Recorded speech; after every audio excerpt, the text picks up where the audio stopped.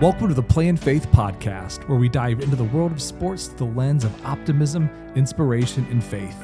We're on a mission to infuse youth sports culture with positivity and joy while building the largest network of college Christian athlete mentors in the world. Thanks for stopping by. Enjoy today's show. Hey, good afternoon, everybody. It's Coach Chris here from Play and Faith, and I am very excited. We've got an amazing guest here today. We are with the head coach at Indiana Wesleyan women's basketball, Mr. Ethan Whaley, fresh off of a national championship appearance next year with big things in the future. So how's it going today, Coach? I am good, Chris. Happy to be here. Thanks for having me on, man. Yeah, I appreciate it. So you can't tell right now, Coach is playing through the flu. This is his Michael Jordan flu game. So he's cold medicine up and ready to get after it today here. So Coach, tell me a little bit about just kind of the upcoming season and maybe a little bit about how you got to Indiana Wesleyan. Yeah. Well, upcoming season, it's crazy. We're like 2 weeks away from our first scrimmage. So we're coming up here pretty quick. But we're excited. We graduate 6 seniors from last year, a couple All-Americans. And obviously we graduated what I would say is a nucleus that just had great success and won at a high level, really did everything at a high level, not just win games. And so there's some major voids to be filled. And that's kind of the joy of coaching, right? Is these things kind of come in waves. Sometimes you've got veteran-laden groups, and then other times you've got, just literally we have 16 players, and all of them are in a different role this year, whether they played or not last year. And so it's fun. It's an adventure. Practices have been, again, we're problem solving a lot more than we've had to in the last few years. So it's been fun and keeps it fresh. But I think your other question was how I got to Indiana Wesleyan. Yeah, so this is your 9th season here, correct? So you've been doing this a while. You're a young man, so you started very young at Indiana Wesleyan. Yeah.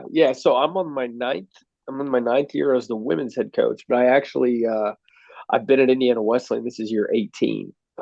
So I came here. I was the operations guy for the men's team several years back, and that was while I was in college. And then I was the graduate assistant. Then I was just a boring old assistant, combined in 9 years. And then the women's job came open and nobody else wanted it. So they let me have it. Yeah, I'm sure that's not quite how it all played out, but I imagine they are quite thankful and blessed that you're there. You guys have had some unbelievable success, right? I mean, I believe every year of your tenure, you guys have been in the tournament. You've made some deep runs, like some Sweet 16s, all the way into like the Final Four national championship game. And you mentioned, obviously, as you head into year 9, this is a young team, right? A lot of your leadership has graduated. So what are going to be some of the most interesting challenges as you get these young women prepared to take on not just more responsibility on the basketball court, but more responsibility as leaders inside your program? Yeah, the thing that I love most about, I don't even think it's just Indiana Wesleyan, I would say it's our level, is in a world with this NIL and transfer portal, a lot of coaches that I talk to at the Division I level, even Division II level, they say that their postseason evals now are now a time to negotiate. There's not, hey, here's where we see you need to grow. Here's it's more like, how much money are you going to pay me? Here's what we think you're worth. And then there's negotiations. And wow, for me, there's still very much a development. I mean, that's all it is. We don't really dabble in the NIL world. And we've been very blessed, that when people come here, they want to stay here. Sure. And it's obviously for greater reasons than just basketball. But, I guess the development side is again, my passion. It's more specifically the discipleship side. And that's that. I think I speak for our staff in that. And so, I think I'm going on year 9, it took a while for our culture and our environment to kind of be established. But now that it is, it's really fun because the young players come up and now they're juniors and seniors and they're remembering the upperclassmen from when they were freshmen, and they want to replicate that because they were such good examples, right? When we're in practice, the upperclassmen are feeling what's acceptable and not acceptable in a drill. the level of energy and enthusiasm and hunger and competitiveness. Like they know it almost before I do. And so when that happens, your problems, they're not really problems because they get solved before they get to me.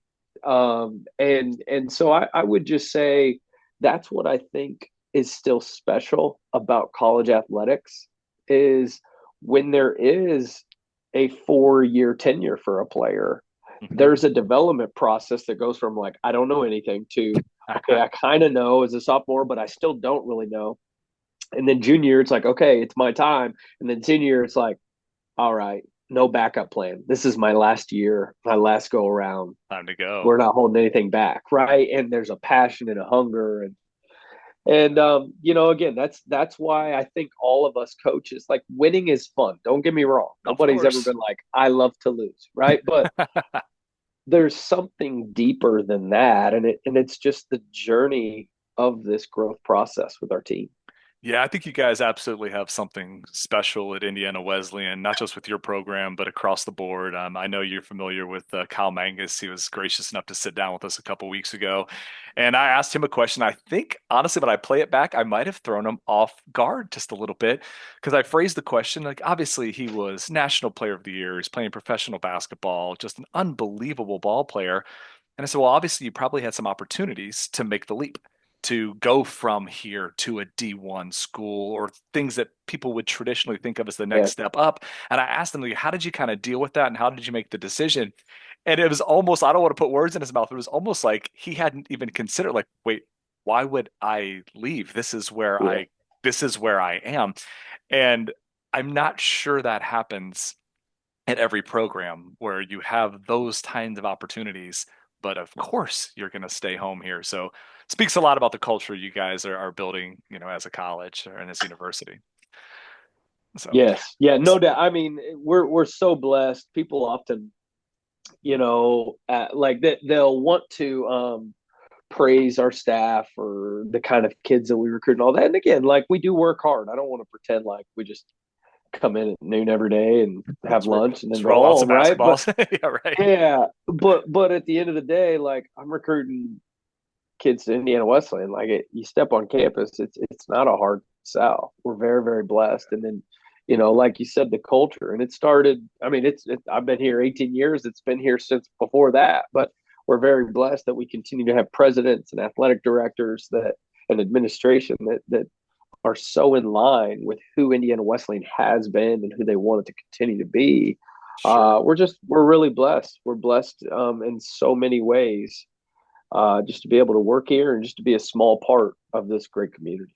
Yeah, absolutely. So one of the things I love about sports and really kind of the mission behind Play in Faith is, at its core, athletics is an unbelievable dress rehearsal for life. We're teaching a sport, but we're really learning so much more. So I think you're in a fascinating spot this year. So I'm curious, as your younger players take on some of those leadership roles, and you mentioned they lead by example, where quickly this is the intensity we expect at a practice. This is the way we conduct ourselves. Are you having some of those overt conversations with some of your juniors, seniors, and some of your leaders? Or how independently are they stepping into some of those roles? I'll preface it with the reason I ask, I think a lot of people that listen here are youth coaches and maybe know the sport more than they know leadership development, right? So how are you getting those girls ready to be those kind of leaders? Oh man, I mean it's a process, right? And like Sure. that's not the answer that you want, but it's a process. It's one saying. I'll give you a few different things here, Yeah, but one please. saying that I don't even know who said it. Just it's something coaches have stolen over the years, I think. But freshmen come in and they just want to play. Sophomores just want to start. Juniors just want to score, and finally, seniors just want to win. And I've reminded our team of why we had such success last year. It's because our seniors who led the way, they didn't care about their stats. They didn't care about their accolades. They just wanted to win. And when your key contributors, when you have 5, 6 of them that just want to win, I mean, it's beautiful, right? And we lack that right now. And again, that's not a character accusation. It's more just like we have 6 Well, you're juniors. early. It's early, right? You Yeah, just started that's practice it. last week, and yeah, sure. Yeah. And so there's an element where instead of just saying like, I'm just going in, I couldn't care less what people think of me. I just want to win. We're coming in. It's like, okay, I don't want to mess up. I don't want coach to get mad at me. I don't want my team to be disappointed on me. I don't want to let them down. It's like, that is not going to lead to winning. You're just avoiding failure, and that never leads to success, or at least greatness, right? And the other Say thing that. that, Say that again. I love it. Say it again. If you're avoiding failure. yeah, well, if you're avoiding failure, you're not. It's not going to lead to success or great Amen. success, right? And one of my best friends, Kyle Mangus, is associate head coach here at Indiana Wesleyan. Jeff Clark. I remember several years ago, he just kind of challenged me in my own spiritual walk. Like, you can either run from sin or you can run toward Christ. And That's awesome. while running toward Christ absolutely has you running from sin, there's just a different pursuit. And again, if you think about that as an athlete, when you step on the floor, are you just trying not to mess up? Yeah. Or are you so confident from the work that you've put in that you're just out there and you're hooping, Yeah. and there's a freedom and almost like an unconsciousness about how you're playing. I think that It, translates to younger levels too, where I mean, I know yeah, like even just, obviously I don't do what you guys do on the same level, but just even coaching like middle school and elementary girls is there's so much almost paralysis of fear of a mistake. And so one of the things we're always preaching is next play, next play, next play, right? Like next play. yeah, Just to have fun, make a play, don't avoid a mistake. But I think that is very, very difficult for young athletes. And just in my limited experience, I find even more with my girls than some of my boys. This yeah. fear of making a mistake. Yeah, well, and again, so I was on the guy's side for 9 years. I'm in year 9 on the women's side, and it's like girls are unbelievable to coach. They're 100 times more fun. It's a blessing. They're awesome, but the greatest thing about coaching them is also the most challenging, which is by and large, not every one of them, but most of the girl or the women that we coach are pleasers, and so they would almost, to some degree, fail, but do it exactly how coach wants them to, versus like succeed, but it's like the opposite of what coach wants, right? And Mm. so, to your point of when they fail or make a mistake, it can almost just be crippling, and it comes from a very pure place, right? Sure. They want to please, they want to do what you want them to do, and if they don't do it, if they don't have the success that you wanted them to have, or if it doesn't look the way you wanted it to look, they carry that, right? Whereas guys, it's like, I got it, like, and Yeah. again, I'm Yeah. guilty of that. Of course. So You don't have to tell us it's to shoot. exactly, it's like, oh, I'm definitely the best option on this floor, Yeah, right. So what are some things we could do, some advice for young coaches or people that are coaching younger athletes to help get over some of that where, I find that a lot of times it's how we communicate with our players and kind of what we're modeling expectation wise that gives them that permission to fail, to play free, to play with joy. So, what are some things that you would recommend for coaches to help players have some of that mentality where they can just play free? Ooh, well, if I had the blueprint, I would be so rich that you and I Amen. would be starting this company together and really funding it. I would just say, so a friend of mine, he was a head coach on the men's side at a few different schools, and I remember at a coaches clinic, it was actually a discipleship clinic for coaches. Um, he just challenged every coach there. He just said, "What if prayer was the most productive thing you could do?" And we all, probably non-coaches, coaches, whatever, can be like, "No, prayer is really important to us." But it's like, okay, is it the most important thing? Yeah, actually, it is. All right, well, show me your iCal. And it's like, ah, crap. There's no iCal. There's no prayer time on the iCal, right? And Fair so enough. it's just, if you're looking at your day and it's a busy day, that's one of the first things that you think to bump, right? Hmm. Yeah. And as a staff, we've committed to praying every day together about our practice, for our players, for each other, over recruiting, and just planning in general as we pursue what we believe God's vision is for this program, right? And so the first thing I would say is, if you're not praying for your team and praying for your players by name, that's a good start. And again, I know that seems simple, but I don't know. I believe in the power of prayer. I think it's transformational. And then the second thing I would say is you just there's a process to how we approach things. I mean, in practice, we had practice this morning, and somebody scored, but the possession was awful. It was a terrible process, and we didn't give them points because it's like, well, okay, how many times are you going to make that 14-foot left-handed runner in traffic? Like good result, terrible shot. Yeah, sure. Yeah, with 22 seconds on the shot clock, I'm not giving you those points because I never want to see that again. Right? Like, it's if it's a buzzer beater, fine, get a shot on the rim, but sure, we don't need that. And so there's a process to success. There is, and it's boring to say. Heck, process-oriented approaches are often pretty boring, but they lead to consistency, and consistency leads to success. And so that would be the second thing. And then the third thing, man, like, can you inspire your team, your players, your coaches to love the process? And what I mean by that is we want our players to play in confidence, right? Well, and think about ourselves, right? As a coach, I am most confident when I am very, very well prepared, right? Whether it's a scattering report, whether I'm giving a speech, or whatever it is, when I'm very well prepared, I have supreme confidence. It's no different than a player, right? Like, if a player has put the work in, they should have confidence, and they deserve to have confidence.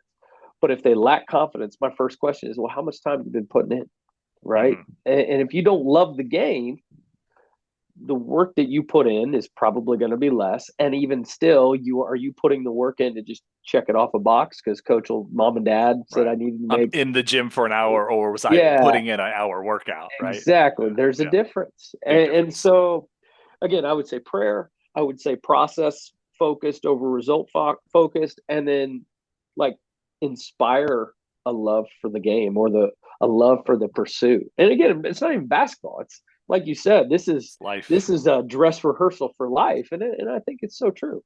Yeah, I think that's our entire motto. So as we kind of transition into some of the recruiting, I caught a line you said, like, well, how much work have you been putting in? And now I'm sure there's at least someone listening who was like, well, coach, you know how much work they're putting in because you schedule their practices.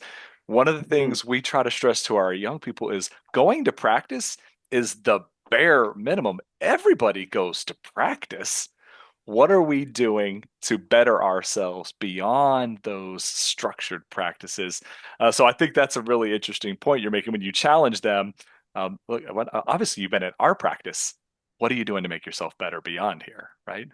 Yeah, one of a pillar of our program is get out, go up, and it's a short for get out of your comfort zone and go on an upward trajectory toward Christ, awesome. Right? And if you look at any part of your life, right, it takes a level of discomfort and stretching to grow, right? So academics, you don't just show up to school. Maybe some very few lucky people can show up to class and get a 4.0, right? But by and large, the players that I am coaching currently and have coached, they get 4.0s.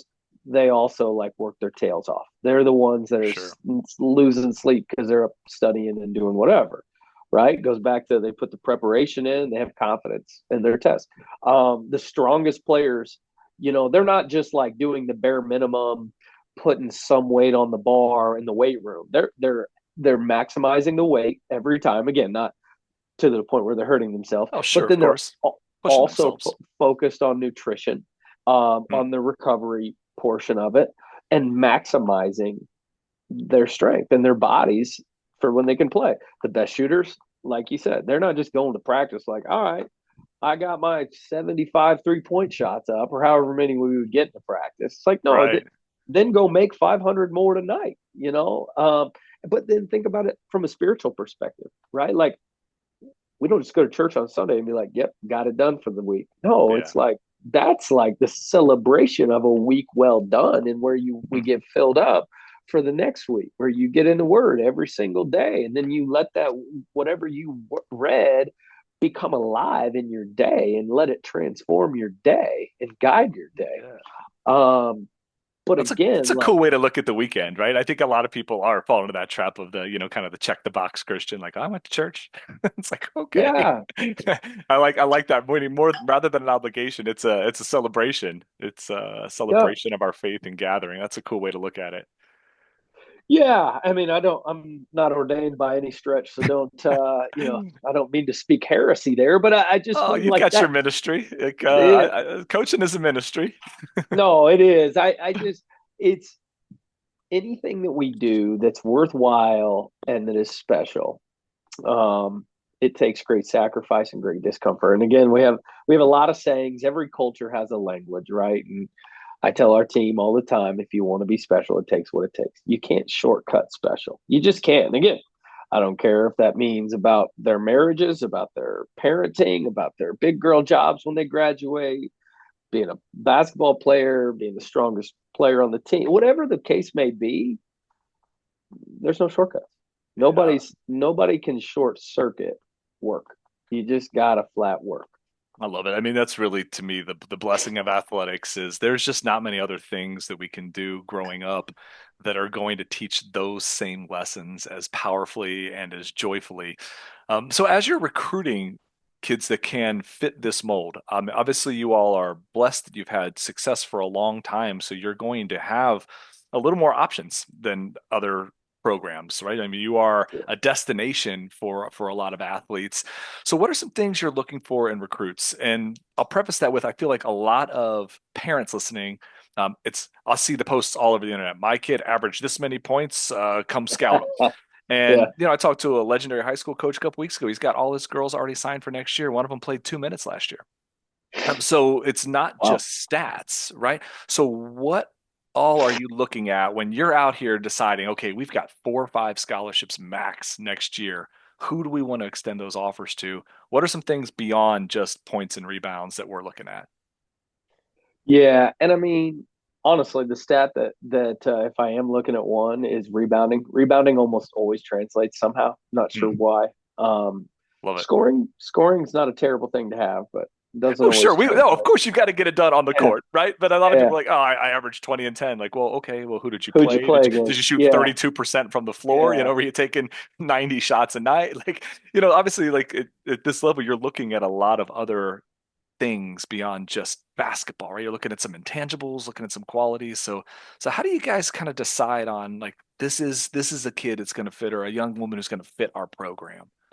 Yeah, this is such a loaded question, right? So I don't want to make it sound like it's this easy or that we like are perfect and don't make mistakes. We do, and Sure, again, that doesn't mean that I don't love every player that's come through here, but there's just times where you think a player is going to be something, and then they get here and they're a completely different player than what you had anticipated.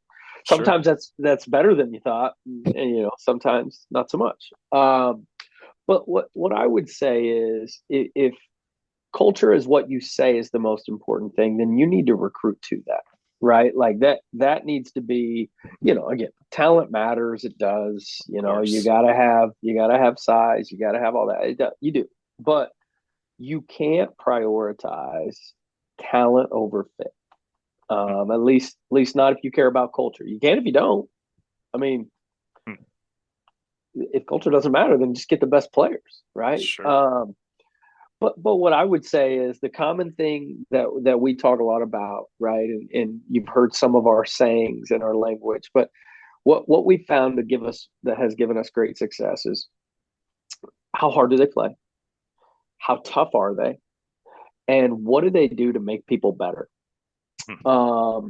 And again, like that's sometimes it's quantifiable. Like I said, rebounding, charges, 50-50 balls, Oh yeah. that's easy to see, right? But what about like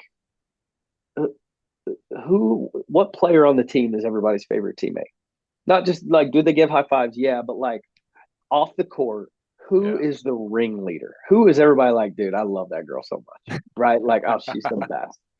right? Sure. Not just like, oh no, she's cool. No, like, is she everybody's favorite teammate? I get to go Yeah. to signings. Division ones can't do this. I get to go to our player signings Hmm. when they're in high school on national letter of intent, Oh, sign that's their awesome. letter of intent, and it's so cool because I love being at the signings where our players have like 100 people there to celebrate, and it's They're like, so excited for them. I know this kid's going to be fun to coach, because it's like, That's look at interesting. the impact that she has on other people. Yeah. And for us specifically, I don't want to pretend this is for everybody, but like, there is a level of there's a standard and a level of behavior that Yes. we hold our players to while they're here, and we tell recruits, like, if you're looking for a party, you're not going to find it here. Oh Go yeah, you somewhere else. guys, you guys definitely walk the talk, and I find that with a lot of like my Crossroad Leagues interviews that that we're taking this part serious, and I think that's kind of wonderful. Yeah, and so I would say, like, for recruits out there, man, clean up your social media. Like that, coaches see that stuff, Oh, and coach, we're looking, man. Our mentor application, that's the first thing we look at. Not yeah, to scare people off, but I mean, we're just doing a quick sweep because we know what we stand for and we want to make sure that we're aligned. Social media is one of the quickest ways to get yourself in a little bit of trouble. yeah. Whether it's mom and dad, whether it's Yeah, yeah, players, siblings, yeah. boyfriends, like, whatever the case may be, it's like we see Sure. that stuff because at the end of the day, our staff, the way that we feed our families is through this job. And Amen. it's almost like, yeah, we want players with high ceilings, but I'd take a player with a team full of high floors. Hmm. Um, and again, like, if I can see, all right, through the relationships that I built, the parents with the kid and the families, Yeah. and then I can have several different, whether it's high school coach, AAU coach, high school teachers, principals, social media. I can just check off all these boxes, like, this is the kid you want to be around every day. This is the kind of kid, selfishly, that you want your three daughters coming to work with, coming to the gym, hanging out on the bus with. Yeah. Then again, I still want her to be able to play too, Oh, of right? She got course. to Yeah. play. Yeah, But you don't get to where you guys have got with kids who are just nice. They are wonderful yeah, athletes in addition to all the other intangibles for sure. yeah. But like those intangibles, let me circle this back and kind of put a bow on it. We feel like we have had, so what's crazy is, in my 9 years, we have never had an Indiana All Star. It's crazy. You can debate Mm, uh, really? whether that should be the case, but the fact is we haven't. Um, and that's crazy because there's been a lot of teams in our league that have Sure. had great success with great players who were, out of high school Indiana All Yeah. Stars and all that. Yeah. So they did a great job. But we have had pretty a substantial amount of success with what I would say is maybe under the radar, or players Yeah. that were overlooked, right? And what we have found is, I think, the level of hunger, how hard they work, how tough they are, and again, Yeah. their desire to see the people around them thrive. Because of the combination of those things, we have found that a lot of our players, not all of them, but a lot of them, overachieve in their college careers. And it's not Interesting. because of us, it's because of the intangibles that they possess. I love it. So, Coach, I always try to keep these to a half hour, but I get so interested listening to you guys. I just want to talk forever. But I do need to put a bow on it. But I want to wrap up with something I love that you guys are doing. So like 3 years ago, I was going to bring one of my daughters to a camp out at your like a little daddy Yeah. daughter camp. You guys were trying to Yep. hook up. So I first got acquainted with your program, and we got a letter back from you, and it said to bring the juice. And so when I got to sit down and talk to you, I said, obviously this is an acronym. It means something. I mean, on its surface, you get the vibe. It's a positive thing.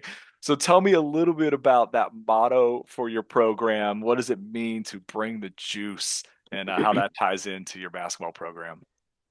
Yeah. Well, if I got to be honest, I heard a coach one time in his press conference when he got the job as a football coach. He just said, "Man, if you're going to be in our program, you got to have juice, right?" And I just thought, man, I love that.